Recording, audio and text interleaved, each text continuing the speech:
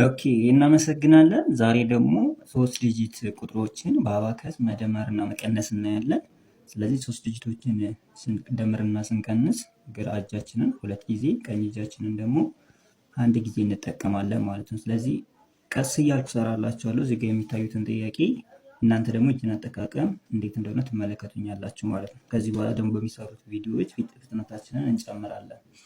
እዚህ ጋር የጻፍኳቸው ጥያቄዎች አሉ። እንደሚታያቸው አንደኛ ጥያቄ፣ ሁለተኛ ጥያቄ፣ ሶስተኛ ጥያቄ ቁልቁል ነው የተጻፉት። መቀነስ ያለባቸው የሚቀነሱ ናቸው። ምንም ምልክት የሌለባቸው ደግሞ የሚደመሩ ናቸው። እዚህ ጋር የምታዩት 222 ሲደመር 555 ሲደመር 222 ሲቀነስ 111 ሲቀነስ 222 ሲቀነስ 111 ስንት ይመጣል?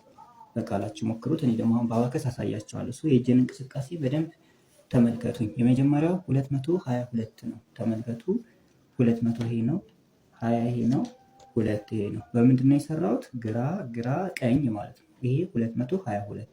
ከዛ እዚህ ላይ ስንት ደምራለሁ? 555። ከላይ ይኸው 555። አያችሁ?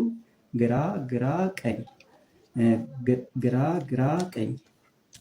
እሺ አሁንም እቀጥላለሁ። አሁንም እንደገና ሲደመር 222 ይኸው 222 ሲቀነስ 111 ሲቀነስ 111 እያያችሁ እጅን አጠቃቀም ሲቀነስ 222 ይኸው ሲቀነስ 222 ሲቀነስ 111 ይኸው ሲቀነስ 111።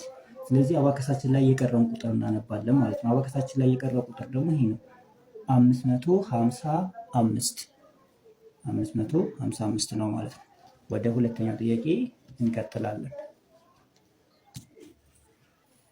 ወደ ሁለተኛው ጥያቄ ደግሞ ስንሄድ 333 ሲቀነስ 111 ሲቀነስ 222 ሲደመር 555 ሲደመር 444 ሲቀነስ 222 ሲቀነስ 555። ስለዚህ ይህን ደግሞ በአባከሳችን እንሰራለን ማለት ነው። 333 እያያችሁ ሲቀነስ እንደገና ጀምራለሁ። 333 ሲቀነስ 111 ሲቀነስ 222 ሲደመር 555 የእጅን አጠቃቀም እያያችሁ ሲደመር 444 ሲቀነስ 222 ሲቀነስ 222 ሲቀነስ 555። ስለዚህ ጨርሰናል። አባከሳችን ላይ የቀረን ቁጥር እናነባለን።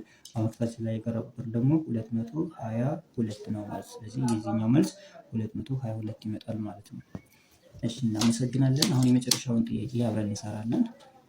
777 ሲቀነስ 222 ሲደመር 333 ሲደመር 111 ሲቀነስ 555 ሲቀነስ 444 ሲደመር 888 ነው። አሁን አብረን እንሰራለን። 777 የመጀመሪያው 500 600 700 ያያችን አጠቃቀም ከዛ 7 ከዛ 7 ይሄ 777 ከዛ ሲቀነስ 222 ከዛ ሲቀነስ 333 ሲደመር 333 ሲደመር 111 ሲቀነስ 555 ሲቀነስ 444 ሲቀነስ 444 ሲደመር 888።